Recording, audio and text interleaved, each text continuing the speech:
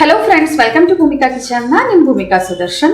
ಎಷ್ಟೊಂದು ವೆರೈಟಿ ಇಡ್ಲಿಗಳನ್ನೆಲ್ಲ ತೋರಿಸಿದ್ದೀನಿ, ಆದರೆ ಇವತ್ತು ಮಾಡ್ತಾ ಇರೋದಂತೂ ಅಕ್ಕಿ ಶಾವ್ಗೆ ಇಡ್ಲಿ ಮಾಡೋದು ಹೇಗೆ ಅಂತ ತೋರಿಸ್ತಾ ಇದ್ದೀನಿ. ಕೇಳ್ತಿದ್ರೇನೆ ನಿಮಗೆ ಅನ್ಸುತ್ತೆ ಅಲ್ವಾ, ಅಕ್ಕಿ ಶಾವ್ಗೆ ಇಡ್ಲಿನ ಅಕ್ಕಿ ಶಾವ್ಗೆಯಲ್ಲಿ ಹೇಗೆ ಇಡ್ಲಿ ಮಾಡೋಕ್ಕಾಗುತ್ತೆ, ಎಲ್ಲ ಕಟ್ಟಾಗ್ಬಿಡುತ್ತೆ ಅಂತ ಅಲ್ವಾ? ಏನಿಲ್ಲ, ಪರ್ಫೆಕ್ಟಾಗಿ ನೀವು ಅಳತೆಯಲ್ಲಿ ಮಾಡಿದ್ರೆ ಯಾವುದು ಏನು ಕಟ್ಟಾಗೋದು ಇಲ್ಲ, ಎಲ್ಲ ತುಂಬ ಚೆನ್ನಾಗಿ ಬರುತ್ತೆ. ಅದನ್ನು ಮಾಡೋದು ಹೇಗೆ ಅಂತ ತೋರಿಸ್ತೀನಿ, ನೋಡೋಣ ಬನ್ನಿ. ಸ್ಟವ್ ಆನ್ ಮಾಡಿಕೊಂಡು ಬಾಣಲಿ ಒಳಗಡೆ 1 ಟೇಬಲ್ ಸ್ಪೂನ್ ಎಣ್ಣೆ ಹಾಕಿದ್ದೀನಿ. ಎಣ್ಣೆ ಒಂಚೂರು ಚೆನ್ನಾಗಿ ಬಿಸಿ ಆಗ್ತಿದೆ. ಹಾಗೆ ಸಾಸಿವೆ 1 ಟೀ ಸ್ಪೂನ್, ಜೀರಿಗೆ 1 ಟೀ ಸ್ಪೂನ್, ಇವೆರಡನ್ನು ಫ್ರೈ ಮಾಡ್ಕೊಳ್ತೀನಿ. ಸಾಸಿವೆ ಚೆನ್ನಾಗಿ ಚಟಪಟ ಅಂತ ಅನ್ನೋಕ್ಕೆ ಶುರು ಆಗಲಿ. ಸಾಸಿವೆ ಚಟಪಟ ಅಂತ ಅನ್ನೋಕ್ಕೆ ಶುರು ಆಗ್ತಿದೆ. ಹಾಗೆ ಅರ್ಧ ಕಪ್ಪು ರವೆ.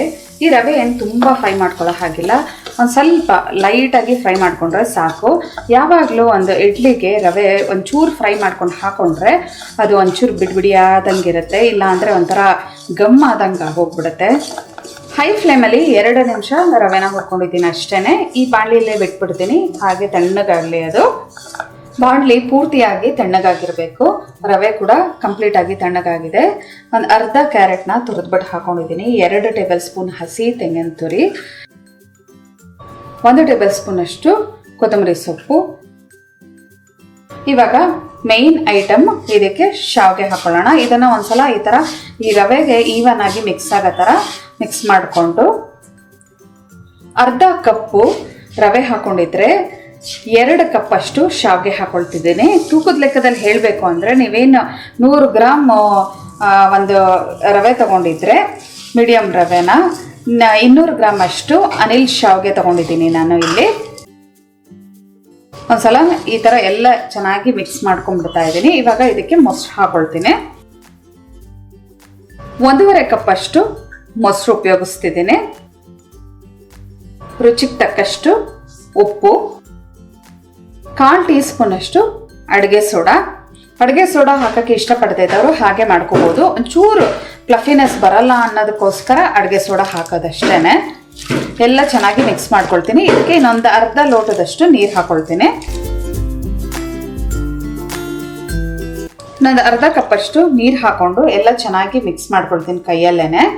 ಇದನ್ನು ನೆನೆಯೋದಕ್ಕೆ ಒಂದು 5 ನಿಮಿಷ ಹೀಗೆ ಬಿಟ್ಬಿಡೋಣ. ಆವಾಗ ಈವನ್ ಆಗಿ ಮಿಕ್ಸ್ ಆಗಿ ಸಾಫ್ಟ್ ಆಗುತ್ತೆ. ಒಂದು 5 ನಿಮಿಷ ಬಿಡ್ತಿದ್ದ ಹಾಗೆ ಅವಾಗಲೇ ಹೇಗಿದ್ದಿದ್ದು ಶಾವ್ಗೆ ನೋಡಿ ಹೇಗಾಯಿತು. ಈ ಅನಿಲ್ ಶಾವ್ಗೆ ಜಾಗದಲ್ಲಿ ನೀವು ಬೇಕಾದರೆ ಗೋಧಿ ಶಾವ್ಗೆ ಅಂದರೆ ವರ್ಮೆಸಲಿ ಪಾಯಸಕ್ಕೆ ಉಪಯೋಗಿಸ್ತೀವಲ್ಲ, ಆ ಶಾವ್ಗೆ ಕೂಡ ಉಪಯೋಗಿಸ್ಕೊಂಡು ಮಾಡ್ಕೋಬೋದು. ಆದರೆ ಸೇಮ್ ಮೆಷರ್ಮೆಂಟ್ ನಾನೇನು ಹೇಳಿದ್ದೇನಲ್ಲ, ಆ ಮೆಷರ್ಮೆಂಟಲ್ಲೇ. ಇದನ್ನು ಯಾವುದೇ ಒಂದು ಸೌಟಲ್ಲಿ ಹಾಕೋಕ್ಕಾಗಲ್ಲ ನೋಡಿ, ಕೈಯಲ್ಲೇ ಒಂದು ಸ್ವಲ್ಪ ಈ ಥರ ತೊಗೊಂಡು ಇಡ್ಲಿ ಪ್ಲೇಟ್ಸ್ಗಳಿಗೆ ಹಾಕೋಬೇಕು. ಇಡ್ಲಿ ಪ್ಲೇಟ್ಸ್ಗೆ ಒಂಚೂರು ಎಣ್ಣೆ ಹಾಕ್ಕೊಂಡು ಗ್ರೀಸ್ ಮಾಡ್ಕೊಂಡಿದ್ದೀನಿ. ನಾನು ಬ್ಲೈಂಡ್ ಆಗಿರೋದ್ರಿಂದ ಒಂಚೂರು ಎಲ್ಲ ಕಡೆ ಟಚ್ ಮಾಡೇ ಹಾಕಬೇಕಾಗುತ್ತೆ. ಈವನ್ ಆಗಿ ಈ ಥರ ಹಾಕೋಬೇಕು. ನಿಮಗೆ ಕನ್ಸಿಸ್ಟೆನ್ಸಿ ಹೇಗಿರಬೇಕು ಅಂದರೆ, ಇಡ್ಲಿ ಹಿಟ್ಟಿನ ಹದಕ್ಕಿರಬೇಕು, ತುಂಬ ಗಟ್ಟಿ ಆದ್ರೂ ಬೇಯೋದಕ್ಕೆ ಕಷ್ಟ ಆಗುತ್ತೆ. ಇದೇ ಥರ ಎಲ್ಲ ಇಡ್ಲಿ ಪ್ಲೇಟ್ಸ್ಗಳಿಗೂ ಹಾಕೊಳ್ತೀನಿ.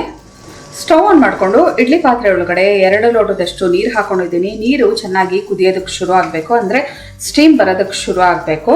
ಆವಾಗಲೇ ಈ ಇಡ್ಲಿ ಪ್ಲೇಟ್ಸ್ಗಳನ್ನ ನೀವು ಜೋಡಿಸ್ಕೋಬೇಕು. ಮೊದಲೇ ಏನಾದರೂ ನೀರು ತಣ್ಣಗಿರಬೇಕಾದ್ರೆ ಇಡ್ಲಿ ಪ್ಲೇಟ್ಸ್ನೆಲ್ಲ ನೀವು ಜೋಡಿಸ್ಕೊಂಡು ಇಡ್ಲಿ ಮಾಡೋಕ್ಕೆ ಹೋದರೆ ಅಷ್ಟು ಫ್ಲಫಿನೆಸ್ ಬರೋದಿಲ್ಲ. ನೋಡಿ, ನಾನು ಏನು ಹಾಕಿಟ್ಕೊಂಡಿದ್ನಲ್ಲ ಇಡ್ಲಿ ಪ್ಲೇಟ್ಸ್ಗೆ ಶಾವ್ಗೆ ಇದು ಮಿಕ್ಸ್ಚರ್ನೆಲ್ಲ, ಅದನ್ನೆಲ್ಲ ಹಾಕ್ಕೊಂಡಿದ್ದೀನಿ. ಇವಾಗ ಲಿಡ್ ಕ್ಲೋಸ್ ಮಾಡಿಕೊಂಡು 10 ನಿಮಿಷ ಹೈ ಫ್ಲೇಮಲ್ಲಿ, 5 ನಿಮಿಷ ಲೋ ಫ್ಲೇಮಲ್ಲಿ ಬೇಯಿಸ್ಕೊಳ್ತೀನಿ. ಇಡ್ಲಿ ಎಲ್ಲ ಚೆನ್ನಾಗಿ ಬೇಯಿಸ್ಕೊಂಡಿದ್ದೀನಿ. ಈ ಇಡ್ಲಿನ ತಕ್ಷಣ ಇಮಿಡಿಯೇಟು ಈ ಒಂದು ಸ್ಟೌವಿಂದ ತೆಗೆದ ತಕ್ಷಣ ತೆಗಿಯೋಕ್ಕೆ ಹೋಗಬಾರ್ದು, ಕಟ್ಟಾಗಿ ಹೋಗ್ಬಿಡುತ್ತೆ ತುಂಬ ಸಾಫ್ಟ್ ಆಗಿರೋದ್ರಿಂದ. ಒಂದು 2 ನಿಮಿಷ ಬಿಟ್ಟು ನಂತರ ತೆಗಿಯೋಣ. ಇದನ್ನು ಒಂದು ಪ್ಲೇಟ್ಗೆ ಸರ್ವ್ ಮಾಡ್ಕೊಳ್ತೀನಿ, ಎಲ್ಲ ಇಡ್ಲಿಗಳನ್ನ ತೆಗೆದು. ನೋಡಿ, ಕೈಯಲ್ಲಿ ಮುಟ್ಟೋಷ್ಟು ಬೆಚ್ಚಗಾಗಿದೆ. ಇವಾಗ ಇಡ್ಲಿಗಳನ್ನ ತೆಗಿತೀನಿ. ಇದಕ್ಕೆ ಏನು ಸ್ಪೂನೇ ಹಾಕಬೇಕು ಅನ್ನೋಂಗೇನಿಲ್ಲ. ನೋಡಿ, ಇಲ್ಲಿ ಜಸ್ಟಿಂಗ್ ಅಂದರೆ ಸಾಕು, ಕೈಗೆ ಬರ್ತಾ ಇದೆ, ಅಷ್ಟು ಚೆನ್ನಾಗಿ ಬರ್ತಾ ಇದೆ ಇದು ಇಡ್ಲಿಗಳು. ಎಲ್ಲ ಪ್ಲೇಟ್ಗೆ ಸರ್ವ್ ಮಾಡ್ಕೊಳ್ತೀನಿ. ನೋಡಿ, ಮುಟ್ಟಿದ್ರಂತೂ ಸಾಫ್ಟಾಗಿದೆ.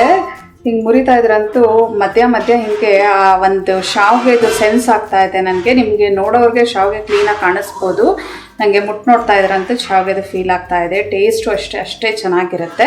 ಎಲ್ಲ ಪ್ಲೇಟಿಗೆ ಸರ್ವ್ ಮಾಡ್ಕೊಳ್ತೀನಿ. ಬಿಸಿ ಬಿಸಿ ಶಾವಿಗೆ ಇಡ್ಲಿ ರೆಡಿ ಇದೆ ನೋಡಿ. ನಾನು ಇದಕ್ಕೆ ಹುರ್ಗಡ್ಲೆ ಚಟ್ನಿನ ಮಾಡ್ಕೊಂಡಿದ್ದೀನಿ. ಇದು ಕಳೆದ ರೆಸಿಪಿಲಿ ಹುರ್ಗಡ್ಲೆ ಚಟ್ನಿನ ಮಾಡೋದು ಹೇಗೆ ಅಂತ ತೋರಿಸಿದ್ದೀನಿ. ಈ ಒಂದು ಇಡ್ಲಿಗಂತೂ ಪರ್ಫೆಕ್ಟ್ ಕಾಂಬಿನೇಷನ್ ಅಂತಾನೆ ಹೇಳ್ಬೋದು. ಮದುವೆ ಮನೆಗಳಲ್ಲಂತೂ ಇವಾಗಂತೂ ಎಲ್ಲಿ ನೋಡಿದ್ರು ಶಾವಿಗೆ ಇಡ್ಲಿ ಅಥವಾ ಸಬ್ಬಕ್ಕಿ ಇಡ್ಲಿ ಮಾಡ್ತಾನೆ ಇರ್ತಾರೆ ಅಲ್ವಾ. ಸೊ ನಾನು ಮನೆಯಲ್ಲಿ ಬಂದು ಒಂದ್ಸಲ ಟ್ರೈ ಮಾಡಿ ನೋಡಿದೆ, ತುಂಬ ಚೆನ್ನಾಗಿ ಬಂತು. ಅವಾಗ ನಿಮಗೂ ತೋರಿಸ್ಬೇಕು ಅಂತ ಅಂದ್ಬಿಟ್ಟು ಈ ಇಡ್ಲಿನ ಮಾಡಿ ತೋರಿಸ್ತಾ ಇದ್ದೀನಿ. ನಿಮ್ಮ ಮನೆಯಲ್ಲೂ ಕೂಡ ಒಂದ್ಸಲ ಟ್ರೈ ಮಾಡಿ ಹೇಗಿದೆ ಅಂತ ಕಮೆಂಟ್ ಬಾಕ್ಸಲ್ಲಿ ತಿಳಿಸಿ. ಇವತ್ತಿನ ಈ ಇಡ್ಲಿ ನಿಮ್ಗೆ ಇಷ್ಟ ಆದರೆ ಲೈಕ್ ಮಾಡಿ, ಶೇರ್ ಮಾಡಿ. ಯಾರೆಲ್ಲ ಇನ್ನು ಭೂಮಿಕಾ ಕಿಚನ್ಗೆ ಸಬ್ಸ್ಕ್ರೈಬ್ ಆಗಿಲ್ಲ ದಯವಿಟ್ಟು ಸಬ್ಸ್ಕ್ರೈಬ್ ಆಗಿ. Thanks for watching.